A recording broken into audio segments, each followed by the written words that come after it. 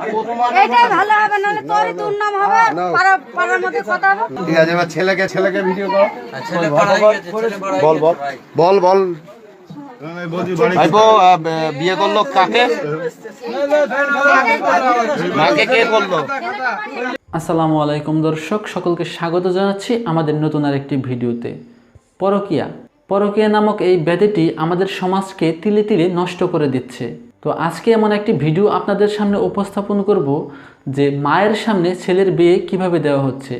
একটা মহিলা যে কিনা পরকীয়া করে ধরা খেয়েছে, তার ছেলে রয়েছে, অনেক বড় একজন ছেলে রয়েছে।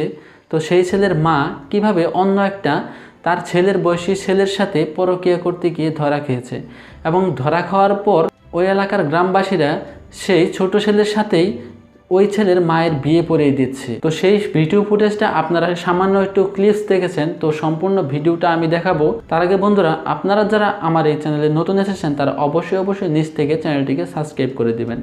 তো বন্ধুরা, চলুন সম্পূর্ণ ভিডিওটা দেখে আসি। এইটাই ভালো হবে, নাহলে তোরই দুর্নাম হবে, পাড়ার মধ্যে কথা হবে। বাদ দিয়ে ভাই, বাদ দিয়ে। বাঁ হাত দিয়ে।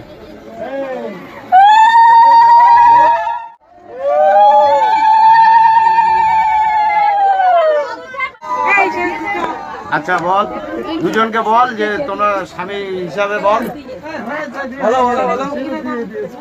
না কি বলবো, এবার বলে না। আমরা স্বেচ্ছায় বিয়ে করলো তো। হ্যাঁ, বলো কি করলে তুমি? ঠিক আছে, আমি স্বেচ্ছায় বিয়ে করলাম। হ্যাঁ, ওর যদি কোনো ক্ষতি হয়, কোনো যাবতীয় দায়িত্ব আমি রাখবো। ওই তো নেওয়া হয়ে গেছে। ছেলেকে এই বল করা। তুই এর সঙ্গে থাকবি তো সারা জীবন? এই আজকে মাথায় বাড়ি মারবো কিন্তু।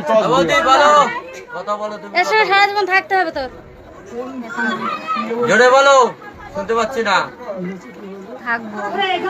ঠিক আছে, এবার ছেলেকে ভিডিও কর। ছেলে বড় হয়ে গেছে, ছেলে বড় হয়ে গেছে। বল ভাইপো বিয়ে করলো কাকে? মাকে কে করলো? গলায়? আচ্ছা ঠিক আছে। তো বন্ধুরা, দেখলেন আপনারা কিভাবে ছেলের সামনে তার মায়ের বিয়ে পড়িয়ে দেওয়া হচ্ছে। ভিডিওটা আসলে আমাদের পাশের রাজ্য ভারতের, এটি ভারতের হলেও এটি আমাদের জন্য শিক্ষণীয় একটা বিষয়। তো আপনারা দেখতেই পারলেন পরকীয়া নামক ব্যাধিটি কিভাবে আমাদের সমাজকে আস্তে আস্তে ধ্বংস করে দিচ্ছে। তো বন্ধুরা, আপনার কাছে একটা রিকোয়েস্ট করব, এই পরকীয়া নামক ব্যাধিটি কিভাবে আমাদের সমাজ থেকে বিলুপ্তি করা যায় সে সম্পর্কে একটি মূল্যবান কমেন্ট আপনারা এই ভিডিও নিচে করে যাবেন। তো আপনার কমেন্টের অপেক্ষায় রইলাম।